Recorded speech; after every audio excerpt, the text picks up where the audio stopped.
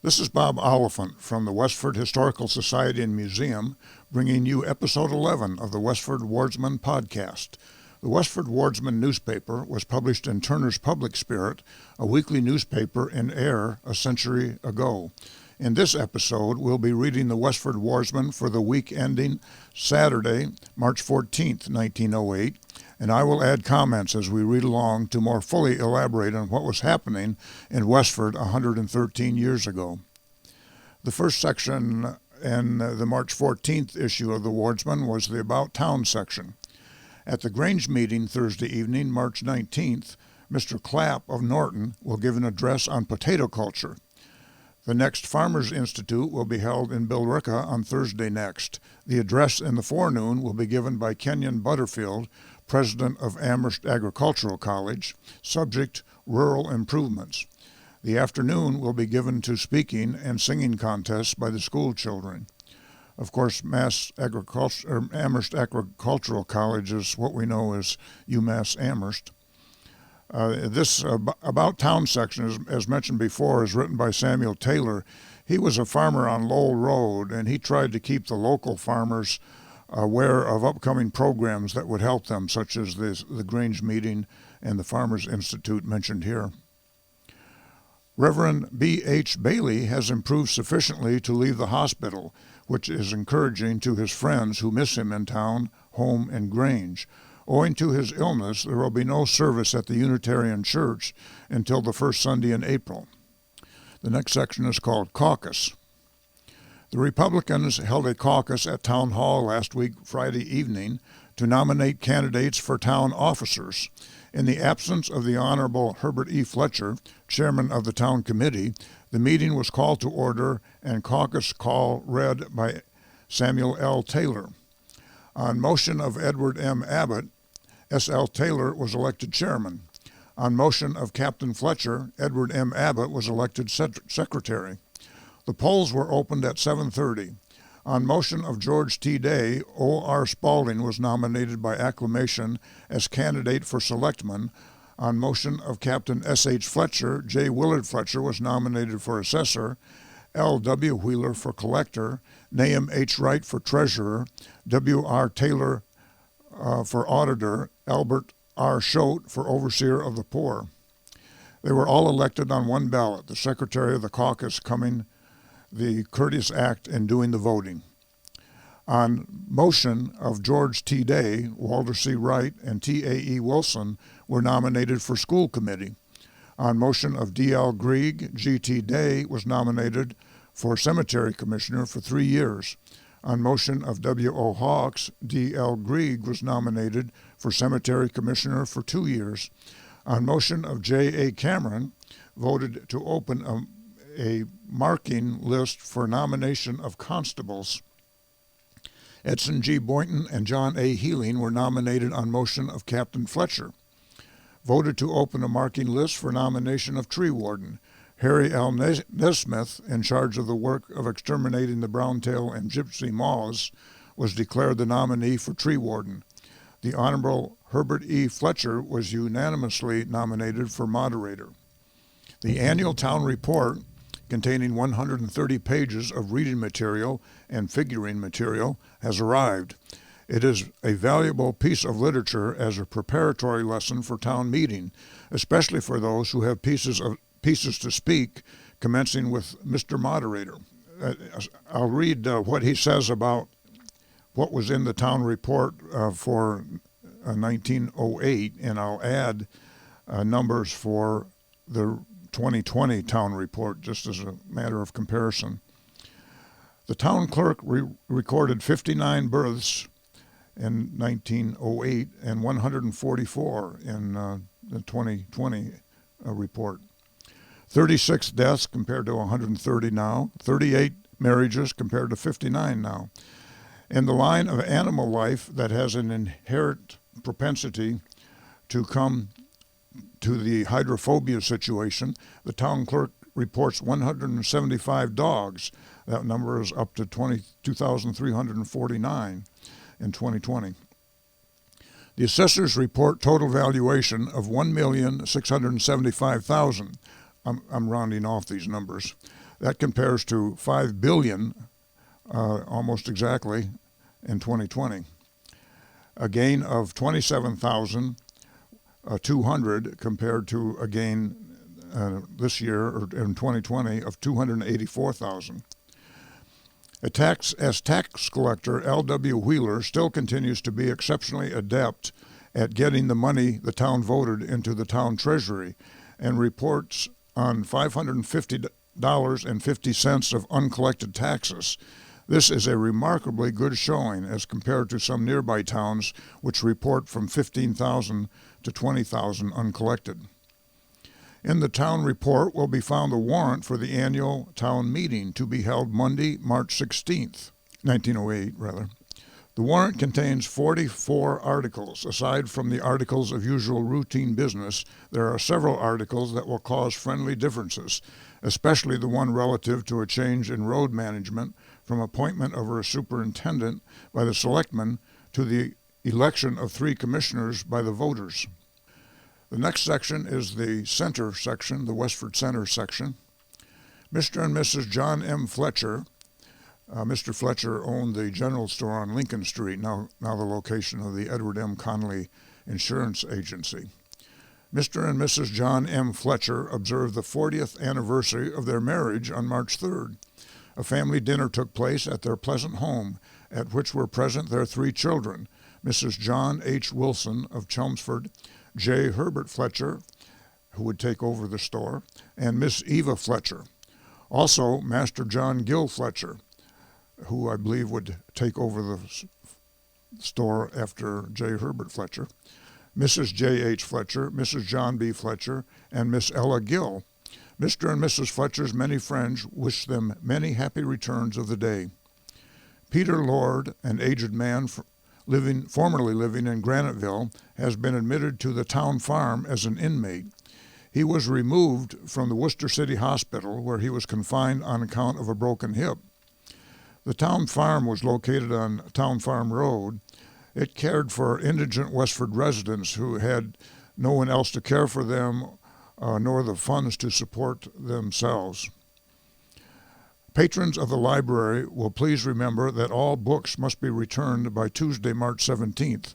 A fine of 25 cents will be charged on any volume not returned. I believe the library did this annually in order to make an inventory of their books. Letters from Reverend E. H. Roper of Portland, Oregon bring reports of their being well and busy with their chosen work. Reverend Elijah Roper was a popular pastor of the Union Congregational Church on Lincoln Street, now the PCA, from 1897 to 1902. The Historical Society has a collection of some of his letters and those of his children, and perhaps his wife also, sent to people here after they left Westford. The one church service in the village at the Congregational Church was well attended on Sunday morning. The pleasant auditorium was nearly filled with people who listened to Mr. Marshall's excellent sermon on, quote, a personal religion, end quote. Mrs. John P. Wright conducted the CE meeting in the evening, subject wise use of time. At the Tadmuck Club Tuesday afternoon, the chairman, Mrs. B.H. Bailey, was unable to be present owing to Mr. Bailey's illness, but it was her wise planning and arranging that made a program of exceptional interest. The subject was masterpieces, being the third and last in a series of 3 in charge of the Literature Committee. Mrs. Bailey had prepared a scholarly paper on the subject, which was read by Mrs. H.B. Hall. This outlined with fine discrimination the names and works of many who had achieved masterpieces in literature, and a well-balanced group of readings from a few authors were given as follows. A selection from Oliver Goldsmith's The Vicar of Wakefield by Miss Ella Gill, Thomas Hood's Song of the Shirt by Mrs. H.B. Hall, Oliver Wendell Holmes' The Wonderful One-Hoss Shay by Miss Clara Smith, John Milton's Ode to Nativity, and Browning's Abt Vogler by Mr. Perkins, Edmund Roland Still's Opportunity, and Walt Whitman's My Captain by Miss Bunce. Mrs. Browning's Sonnets from the Portuguese by Miss Loker. Dickens' Bardell Pickwick Trial by Mr. Wheeler. Mrs. Alice M. Lambert read current events prepared by Miss Ida Layton. The next meeting will be in charge of Miss Martha Taylor, subject Samuel Gridley Howe. Martha Taylor was a daughter of Samuel Taylor. The next section is the Grange Section. Nearly 100 patrons gathered at the town hall last week, Thursday evening, for the regular meeting. At roll call, every officer answered with the exception of the overseer, A.H. Sutherland, who was recovering from a severe attack of grippe at his home. Hearty thanks from him were read by the secretary for the flowers sent by the Grange during his illness. After the business session, the lecturer presented a diversified and interesting program, the opening number of which was the reading of the Grange Journal, with Mr. Marshall as editor and reader. The principal features were some good editorials and a bright original poem, A Dream of a Model Grange. The listeners hope the writer may have more dreams if they can be as entertainingly and wittily set forth as this one.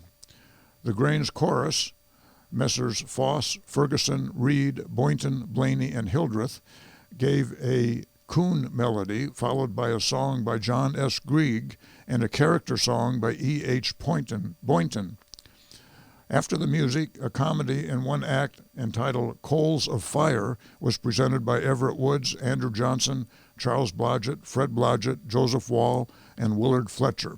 This was much enjoyed, for it was well chosen, and all took the parts assigned with happy adaptability, and Joe Wall's coaching had good results.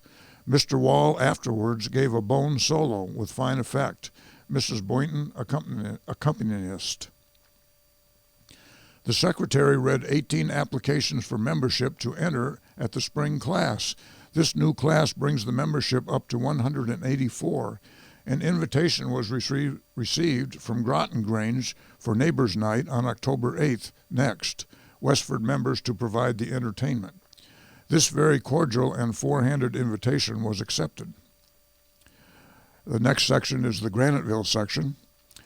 The mills of the Abbott Worsted Company, both here and in Forge Village, will be closed Monday, March 16th, to enable all those who wish to attend the Westford Town meeting. The mill will run on Friday instead to make up the 40 hours per week. All the schools throughout the town closed Friday afternoon for a 2 weeks vacation. The usual Lenten devotions were held in St. Catherine's Church on Thursday evening and were largely attended. The Ladies' Aid Society of the Methodist Church met with Mrs. W.O. Hawkes on last Thursday afternoon. Richard Sullivan, formerly of Lowell but recently of Westford, was accidentally drowned in the Graniteville Mill Pond at about 3 o'clock Sunday morning. His screams were heard by Charles G. Sargent, whose house was just across the road from where Sullivan fell in. This is the house where Chet Cook and Nancy Cook live now. Mr. Sargent rushed out, hastily cut off a length of clothesline to throw to the drowning man. When he reached the edge of the pond, he saw Sullivan throw up his hands and with a last despairing cry sink from sight. It was then that L.W. Seams, who rooms over the old Blodgett and Company store close by, also came to the rescue. They procured a boat and searched for the man, but failed to get any trace of him. The drowning occurred about 75 feet from the shore. Beside Blodgett and Company store, which was located on North Main Street, just to the east of where River Street runs under the bridge and terminates at North Main Street. Beside Blodgett and Company store, there has been a high wall built and the land filled in so that the water of the pond comes directly to the foot of the wall with a depth of about 10 feet. It appears that Sullivan walked off this wall while in an intoxicated condition, went through the thin ice, and then in his frenzy struck out across the black ice toward the middle of the pond, breaking the ice as he swam. He was known to be a powerful swimmer. He managed to kick off a pair of long-legged rubber boots. When he reached the white and apparently hard ice, he evidently tried to clamber out, but this gave way also. It was at this moment that his rescuers came. Waiting until after daybreak, men searched the bottom of the pond and soon brought up the body. J.A. Healy directed the work, assisted by J.B. Carmichael, Kenneth Drew, J.B. Healy, L.W. Seams, and William Sargent. There were no marks of violence, only a few scratches on the head. The body was taken to Undertaker Healy's rooms, and medical examiner W.J. Sleeper of Westford signed the death certificate as accidental drowning. The funeral took place at 4 o'clock Monday afternoon. The bearers were M.B. Rafferty, John McCarthy, Ellsworth York, and Henry Gagnon. Burial was in St. Catherine's Cemetery, but not in consecrated ground. As Sullivan did not have any relatives to claim the body, the expense will be borne by the town. The next section is the Forge Village section. Mrs. Henry Catchpole passed away Wednesday morning after an illness of 1 week. She leaves a husband and 3 children, 2 daughters and a son. The family have been residents here 21 years. Mrs. Catchpole was a very estimable woman and a kind neighbor, always ready to help the sick or needy. And in the church work, when her health would permit it, she stood always ready to do her part. She will be missed by all. The Ladies' Circle, of which she was a member, will miss her cheery presence. The funeral was at the church Friday afternoon. Charles Nichols of Everett was at his cottage last Sunday and found it had been broken into, but no valuable property was missed.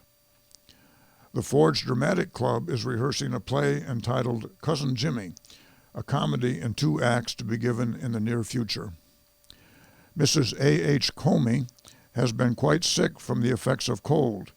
Mrs. Wadley suffering from a severe attack of illness. Miss Maria Lord is still under the doctor's care from grippe. Mrs. George Blodgett is quite sick with an attack of stomach trouble. Reverend Endicott Peabody preached the first Lenten sermon Ash Wednesday evening. Miss Ruth Lewis of Leominster sang a solo very sweetly. That's the news in Westford for the week ending March 14th, 1908. Thank you for listening, and thanks to Nick Woodbury of WestfordCAT for providing technical support. You can find transcriptions from the Westford Wardsman at the Westford Historical Society's website at museum.westford.org, or visit the Historical Society's Facebook page for more Westford news from a century ago. This is Bob Oliphant, and I hope you will join us for next week's Westford Wardsman podcast. Thank you.